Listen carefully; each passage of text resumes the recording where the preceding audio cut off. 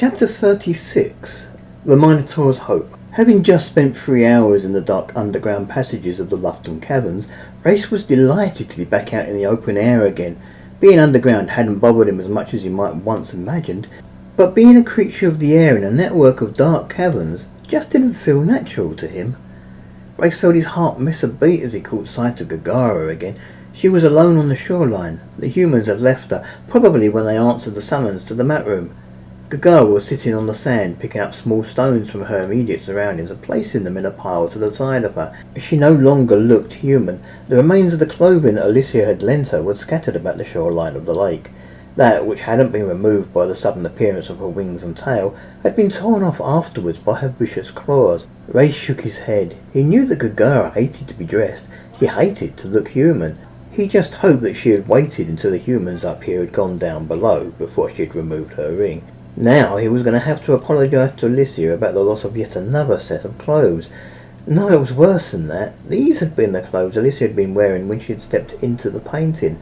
Reyes had a nasty feeling in his gut that Alicia would now have nothing to wear when it came time for her to leave the painting.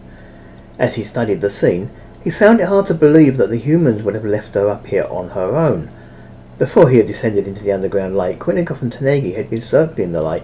For all they knew, they were leaving a human woman in danger. Then again, it had been 2 hours, maybe more. Maybe Quinnigoff and Tanegi had remained out of sight. He certainly couldn't see them. All he could see was Gaggara at the shoreline, and the 2 king's horses wandering unattended about 100 feet along the shore. Before getting any closer to Gaggara, Reyes returned his own clothing back into the hammerstone and reverted to his natural form. He decided to stay male for now. He wanted to greet Gaggara properly and knew that she preferred him to be male. He approached his wife slowly from behind, trying to make no sound. Due to their superior hearing, though, it was virtually impossible to creep up on a harpy. Gaggara turned her head to look at the noise, and a broad smile lit up her face. She was on her feet in a moment and walked quickly towards her husband, ignoring the small pile of stones that she had collected, and had now accidentally scattered as she kicked them. "Handsome," Gaggara said only too happily. "I am glad to see you." "Me too," Reyes said meaningfully. They gazed into each other's eyes for a moment, and then they embraced. Their lips met in a torrent of passion. One of Gaggara's hands began to wander towards a certain part of his body. Reyes had to grab the hand to stop her. Gaggara broke from the kiss and gave Reyes one of her most seductive smiles. Then she clasped his right ear gently between her teeth. "Gaggara," Reyes said worriedly. It was hard to stop her. "Please, we don't have time." "Oh," Gaggara said, sounding disappointed. "But I missed you so much." Reyes kissed her gently on the cheek. "I love you. But let's get to First Town. Once we've settled in an inn for the night, we can continue this." "You promise?" Gaggara said. She was relentless with the kisses and the cute smiles, but she stopped trying to bite or fondle him. "I promise," Reyes replied. "Now, I need to get the king's horses back to him. Then we need to find Quinnigoff and Tanegi and get on our way." "I collected a few stones," Gaggara commented, finally taking a step back. "Can you fit them in your ring thing?" "Of course," Reyes commented. "I'll fetch your bag." He summoned the bag of polished stones and handed it to Gaggara. "These are my pretties," Gaggara said a little unhappily. "I don't want to put the unpolished stones in here. They'll take ages to sort out, and some of the roughness of the unpolished stones might damage my pretties." "Sorry," Reyes apologised. He put the bag of polished stones back into the hammerstone. Then he walked over to the small pile of stones and considered his options. If he put them individually into the ring, each would take up its own gem, and he would run out of space long before he got to the end of the pile. No, he needed a bag of some kind. He needed to turn all the rough stones into just one item. Reyes walked over to one of the ripped garment fragments that Gaggara had been wearing. They were no good to Alicia anymore. They were no good as clothing anymore, but a suitably large piece of cloth might possibly be turned into a makeshift bag, at least until he was able to find something more suitable. Reyes grabbed a piece of clothing of which very little was left, but one of the sleeves was still intact. He tied off the sleeve and then placed his hand through it to ensure that it was secure and would hold the small pile of stones. "I think this will have to do," he said as he handed the sleeve to Gaggara. "Put your stones in this, and then I'll tuck them away." Gaggara took the sleeve and looked at it, a little confused at first. Then she started to place her gathered stones into the remnants of the garment. Gaggara was still gathering her stones when Quinnigoff landed on the shoreline close nearby. Tanegi was with her, and took a branch from one of the nearby trees. "There you are," Reyes commented. "We've been scouting the area, my chief," Quinnigoff said, "looking for elven patrols." "And?" Reyes asked. Nothing, my chief. Well, nothing headed this way, Quinnicoff replied. There are several small patrols nearer the city itself, but nothing further out than about a mile and a half. Good, Reyes said. Once Gaggara is ready, we can go. What about you? Quinnicoff said tersely, adding, my chief, almost as an afterthought. We saw Gaggara sitting alone on the lakeside, surrounded by humans. That meant you were somewhere alone also, somewhere without the protection of a single huntress. I was safe, Reyes said, trying to sound reassuring. If it hadn't been for the humans down here, we would have come to investigate. Never do that again, my chief, Quinnicoff insisted. Next time, take Gaggara with you. I'm scared of enclosed spaces, Gaggara said defensively. Then one of us should have gone with Handsome in your stead, my leader, Quinnicoff pointed out. Neither you nor Tanegi speak flourish, Reyes explained. The humans would have seen through you instantly. Aye, Quinnicoff said doubtfully. Gaggara chose that moment to climb back to her feet. She handed the half-full sleeve to her husband and said, That's the lot. Reyes took the sleeve. He tied off the top to stop the stones from spilling out, and then tucked them safely away in the hammerstone. That's it then, let's get going. My chief, Quinnicoff sounded a little confused. First town, Reyes replied. Judging by the position of the sun, it was already late afternoon. Let's go. I'd like to be there before it gets dark. Not yet, Gaggara cooed. She tapped Reyes gently on the shoulder to ensure that she had his attention, and then she pointed at the two horses who were still grazing 100 feet or more along the shoreline of the lake. Yeesh, Reyes muttered. I completely forgot about them.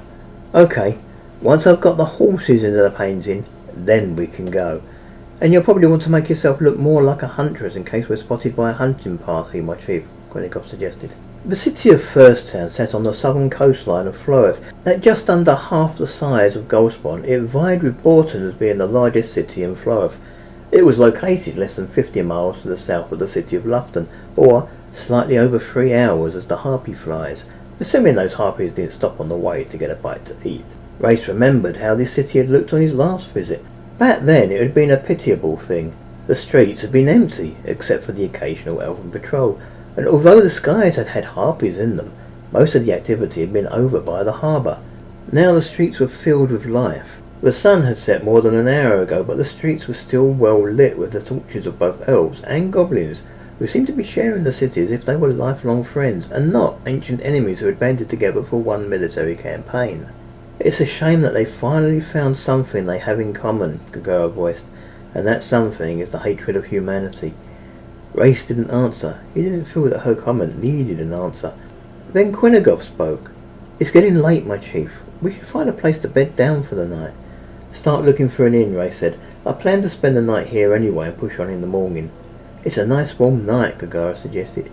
Maybe we should find ourselves a flat rooftop and settle in until morning. Reyes laughed. He glanced at Gaggara and said, You and I have some unfinished business. Business? Quinnicoff asked. What business, my chief? Gaggara giggled.